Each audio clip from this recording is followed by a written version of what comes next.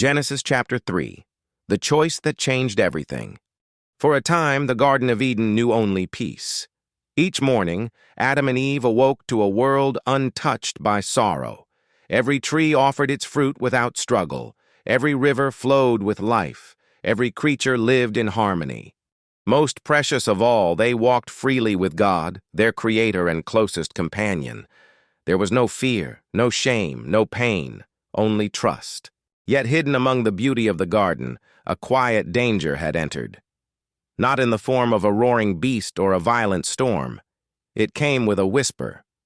Among all the creatures of the field was a serpent, cunning and patient.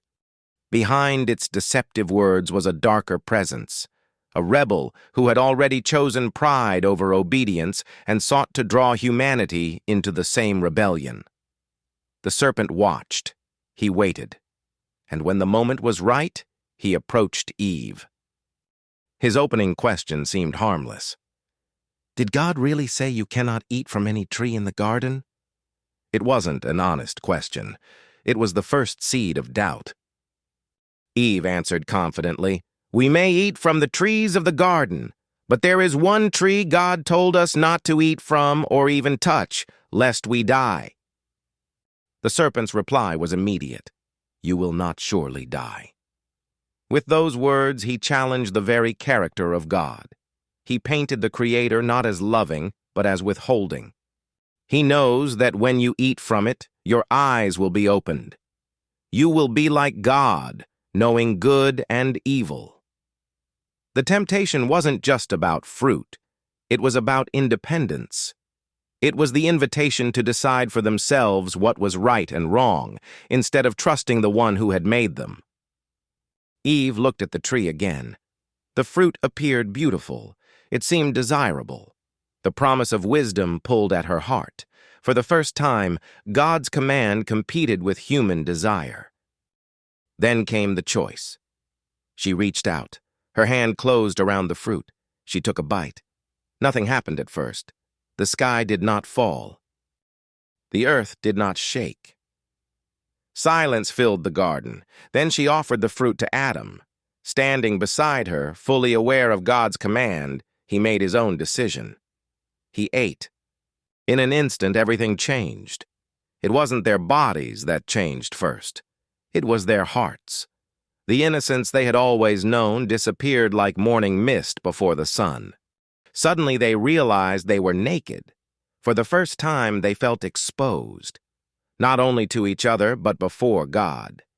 Fear entered the human heart. Shame followed close behind.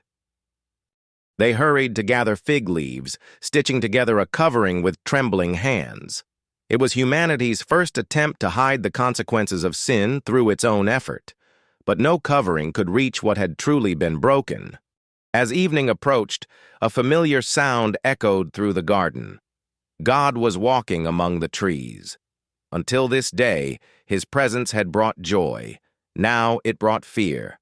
Adam and Eve ran. They hid themselves among the trees they once delighted to explore. Then came one of the most compassionate questions in all of history.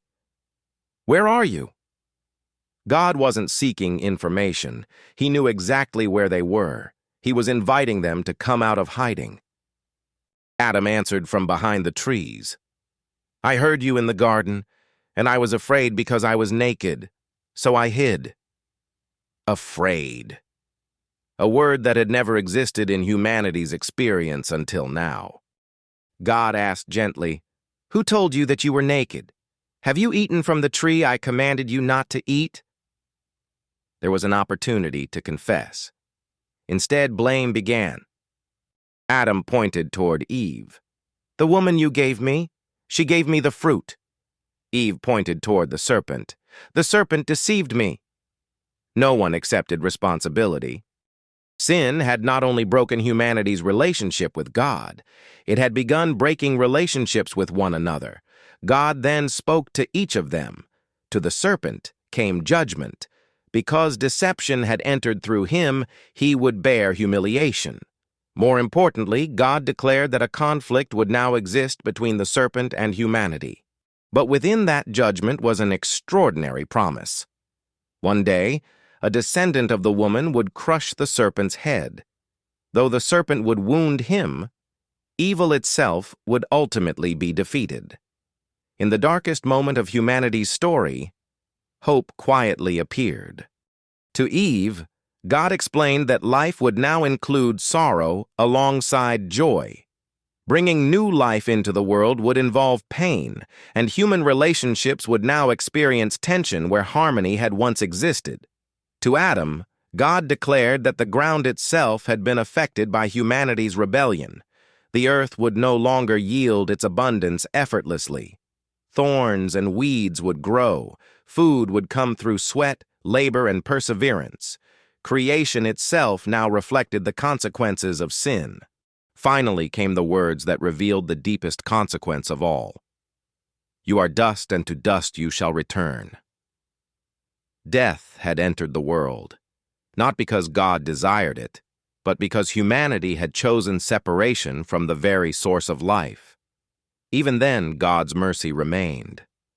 Adam named his wife Eve, meaning life, because she would become the mother of all living people. Then God did something remarkable. The fig leaves they had sewn together were not enough, so God himself provided garments made from animal skins.